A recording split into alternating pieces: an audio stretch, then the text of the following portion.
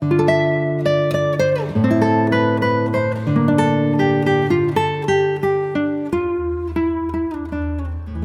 desapareció el Dr. Herbert West, hace un año, la policía de Boston me sometió a un minucioso interrogatorio. Sospechaban que me callaba cosas, o algo peor, pero no podía decirles la verdad porque no me habrían creído. Sabían efectivamente que West había estado implicado en actividades que iban más allá de la capacidad de crédito de los hombres ordinarios, pues sus espantosos experimentos sobre la reanimación de cadáveres habían sido demasiado numerosas para poder mantener un perfecto secreto en torno a ellos. Pero la escalofriante catástrofe final adquirió caracteres de demoníaca fantasía que me hacen dudar incluso de la realidad de lo que vi. Yo era el amigo más allegado de West y su único ayudante confidencial. Nos habíamos conocido años antes en la Facultad de Medicina, y desde el principio había participado yo en sus terribles investigaciones. Había intentado perfeccionar lentamente una solución que, inyectada en las venas de un recién fallecido, podía devolverle la vida. Este trabajo requería abundancia de cadáveres frescos y comportaba consanguíneamente las actividades más espantosas. Más horribles aún eran los resultados de algunos de sus experimentos. Masas horrendas de carne que habían estado muertas, pero que West despertaba, dotándola de una ciega, insensata y nauseabunda animación. Estos eran los resultados usuales, y es que para que volvieran a despertar la mente era necesario que los ejemplares fuesen absolutamente frescos, y que las delicadas células cerebrales no hubiesen sufrido la más mínima descomposición. Esta necesidad de cadáveres muy frescos supuso la ruina moral de West. Eran difíciles de conseguir, y un día espantoso llegó a apoderarse de un ejemplar cuando aún estaba vivo y en todo su vigor. Un forcejeo, una aguja y un poderoso alcaloide lo convirtieron en un cadáver fresquísimo. Y el experimento fue positivo durante un breve instante, memorable. Pero West salió de él con un alma seca y endurecida, y una mirada fría que observaba con una especie de calculadora y horrenda apreciación de los hombres de cerebro especialmente sensible y un físico vigoroso. Hacia el final, cobré a West un intenso terror, ya que empezaba a mirarme de esa misma manera. La gente no parecía darse cuenta de sus miradas, aunque me notaban asustado, y tras su desaparición se valieron de eso para propagar unas sospechas absurdas. En realidad, West tenía más miedo que yo.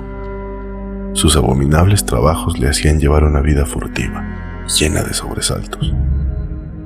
En parte era la policía quien le daba miedo, pero a veces su nerviosismo era más hondo y brumoso, y estaba relacionado con abominaciones indescriptibles a las que había inyectado una vida morbosa, y en las que no había visto extinguirse dicha vida. Por lo general terminaba sus experimentos con el revólver, pero a veces no era bastante rápido. Es lo que ocurrió con aquel primer ejemplar, en cuya saqueada sepultura se descubrieron más tarde huellas de arañazos. Y lo que sucedió también con el cadáver de aquel profesor de Arkham, que cometió actos de canibalismo antes de ser capturado y encerrado sin identificar en una celda del manicomio de Serton, donde estuvo 6 años golpeándose la cabeza contra las paredes. Casi todos los demás resultados que posiblemente subsistían eran productos de lo que resulta más difícil hablar, dado que en los últimos años el celo científico de West había degenerado en una manía insana y fantástica, y había consagrado su prodigiosa habilidad a vitalizar no solo cuerpos enteramente humanos, sino trozos aislados de cadáveres, o partes unidas a una materia orgánica no humana. En la época en que desapareció, se había convertido en algo diabólicamente repugnante. Muchos de los experimentos no podrían ser referidos en la letra impresa. La Gran Guerra, en la que servimos los dos como cirujanos, había intensificado este aspecto de West. Al decir que el miedo de West a sus ejemplares era abrumoso, pensaba sobre todo en el carácter complejo de ese sentimiento. En parte se debía solo al hecho de saber que aún seguían existiendo esos monstruos abominables, y en parte a su miedo al daño corporal que podían infligirle en determinadas circunstancias. La desaparición de estos seres aumentaba el horror de la situación. West solo conocía el paradero de uno de ellos, la lastimosa criatura del manicomio. Pero además había un miedo más sutil, una sensación verdaderamente fantástica, consecuencia de un extraño experimento que llevó a cabo en el ejército canadiense en 1915, en medio de una encollada batalla. West había reanimado al comandante Eric Morland Clipman Lee, colega nuestro que estaba al tanto de sus experimentos y el cual podía haberlos duplicado.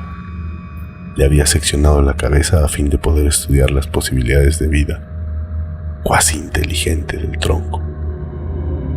El experimento dio resultado en el mismo instante en que el edificio era barrido por una granada alemana. El tronco se movió de forma inteligente y, por increíble que parezca, tuvimos la seguridad de que brotaron sonidos articulados de la cabeza seccionada que estaba en el fondo oscuro del laboratorio. En cierto modo, la granada fue misericordiosa, pero West jamás estuvo seguro, como habría sido su deseo, de que fuéramos él y yo los únicos supervivientes. Después solía hacer estremecedoras conjeturas sobre lo que sería capaz de hacer un médico decapitado, con capacidad para reanimar a los muertos. La última residencia de West fue una venerable casa muy elegante que dominaba uno de los más antiguos cementerios de Boston.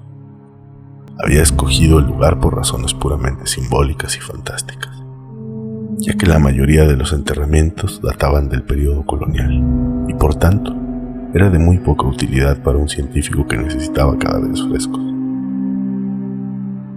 Había instalado el laboratorio en un subsótano, secretamente construido por obreros traídos de otra región, y en él tenía un gran incinerador para la total y discreta eliminación de los cadáveres, fragmentos y remedos sintéticos de cuerpos que quedaban de los morbosos experimentos e impías diversiones del dueño. Durante la excavación de este sótano, los obreros habían dado con cierta albañilería extraordinariamente antigua. Sin duda comunicaba con el viejo cementerio, aunque era demasiado profunda para que desembocara en ningún sepulcro conocido. Después de muchos cálculos, West concluyó que debía de haber alguna cámara secreta bajo la tumba de los Averill, en la que el último enterramiento se había efectuado en 1768. Yo estaba con él cuando estudió las paredes goteantes y nitrosas que habían dejado al descubierto las palas y los picos de los obreros, y estaba preparado para el espantoso escalofrío que nos aguardaba en el instante de descubrir los secretos sepulcrales y seculares. Pero por primera vez, la nueva timidez de West se impuso a su natural curiosidad y traicionó su degenerada fibra imponiéndole que dejase intacta la albañilería y la tapase con yeso. Y así permaneció hasta la noche infernal como parte de las paredes del laboratorio secreto. He hablado del debilitamiento de West, pero debo añadir que era puramente mental e intangible. Exteriormente, fue el mismo hasta el final, tranquilo, frío, delgado, con el pelo amarillo, ojos azules y con gafas, y un aspecto general de joven que los años y los terrores no llegaron a cambiar. Parecía sereno, incluso cuando pensaba en aquella sepultura arañada y miraba por encima del hombro, o cuando pensaba en aquel ser carnívoro que mordía y manoteaba los barrotes de Sefton. El final de Herbert West comenzó una tarde en nuestro despacho común, cuando alternaba su extraña mirada entre el periódico y yo. Un curioso titular había atraído su atención desde las arrugadas páginas, y una zarpa titánica apareció treparle desde 16 años atrás. En el manicomio de Sefton, a 50 millas de distancia, había sucedido algo espantoso e increíble que había dejado estupefactos al vecindario y perpleja a la policía. A primeras horas de la madrugada, un grupo de hombres silenciosos había penetrado en el parque de la institución y su jefe había despertado a los celadores. Era una amenazadora figura militar que hablaba sin mover los labios, cuya voz parecía conectada casi ventrílocuamente a un gran estuche negro que transportaba. Su inexpresivo rostro tenía las facciones bien parecidas, hasta el punto de dar la impresión de una belleza radiante. Aunque el director se había llevado un sobresalto cuando la luz del vestíbulo cayó sobre él, ya que era un rostro de cera y los ojos de cristal pintado. Debió de sucederle algún accidente atroz a este hombre. Otro, más alto, guiaba sus pasos. Un sujeto repugnante, cuya cara azulenca parecía medio devorada por alguna enfermedad desconocida. El que hablaba pidió que le cediesen la custodia del monstruo caníbal traído de Arkham hace 16 años, y al serle negada, dio una señal que provocó un espantoso alboroto. Los demonios aquellos golpearon, patearon y mordieron a todos los celadores, que no lograron huir. Mataron a 4 y finalmente consiguieron liberar al monstruo. Estas víctimas, que podían recordar el suceso sin histerismos, juraban que las criaturas se habían comportado menos como hombres que como puros autómatas guiados por el jefe de cabeza de cera. Cuando les llegó la ayuda, aquellos hombres y la criatura caníbal habían desaparecido sin dejar rastro.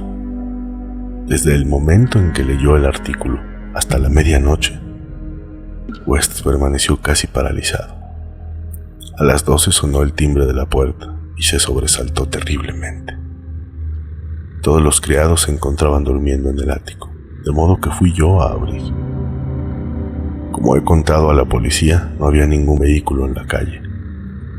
Solo vi un grupo de figuras de aspecto extraño, con un gran estuche cuadrado que depositaron en la entrada. Después de gruñir, uno de ellos, con voz asombradamente inhumana: correo urgente, pegado.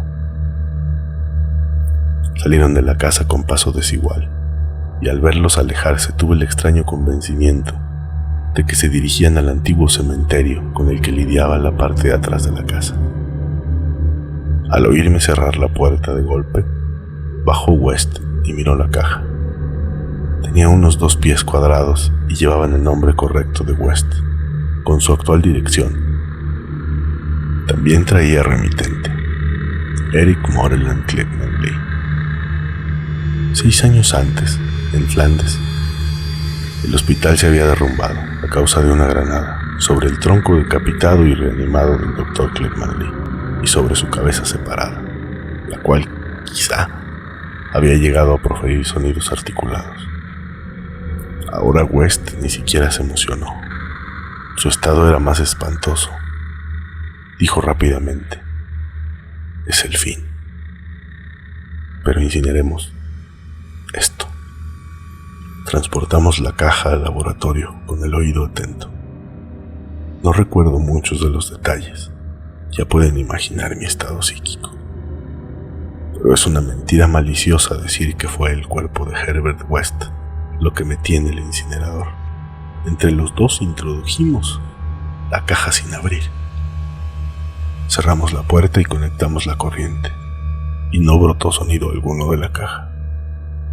Fue West quien observó primero que se caía el yeso de una parte de la pared, donde había sido cubierta la antigua albañilería de la tumba. Iba yo a echar a correr, pero él me retuvo. Entonces vi una pequeña abertura negra. Sentí una bocanada de viento frío y hediondo, y percibí el olor de las entrañas abominables de una tierra putrescente. No oímos ningún ruido, pero en ese preciso instante se apagaron las luces, y vi recortarse contra cierta fosforescencia del mundo inferior una horda de seres silenciosos que avanzaban penosamente, producto de la locura, o de algo peor. Sus siluetas eran humanas, semi-humanas. Se trataba de una horda grotescamente heterogénea. Retiraban las piedras en silencio, una a una, del muro secular. Luego, cuando la brecha fue bastante ancha, entraron al laboratorio en fila de uno a uno, guiados por el ser de vaso solemne y cabeza de cera. Una especie de monstruosidad con ojos desorbitados que marchaba detrás del jefe agarró a Herbert West. West no se resistió ni profirió grito alguno. Luego se abalanzaron todos sobre él y lo despedazaron ante mis ojos, llevándose sus trozos a la cripta subterránea de fabulosas abominaciones. El jefe de cabeza de cera, que iba vestido con uniforme de oficial canadiense, se llevó la cabeza de West. Al desaparecer, vi que sus ojos azules, detrás de las gafas, centellaban espantosamente, revelando por primera vez una frenética y visible emoción. Los criados me encontraron inconsciente por la mañana. West había desaparecido. El incinerador contenía solo ceniza inidentificable. Los detectives me han interrogado. ¿Pero qué puedo decir? No relacionarán a West con la tragedia de Sefton, ni con eso, ni con los hombres de la caja, cuya existencia niegan. Les he hablado de la cripta, pero ellos me han enseñado el yeso intacto de la pared y se han reído. Así que no les he contado nada más. Quieren dar a entender que estoy loco o que soy un asesino.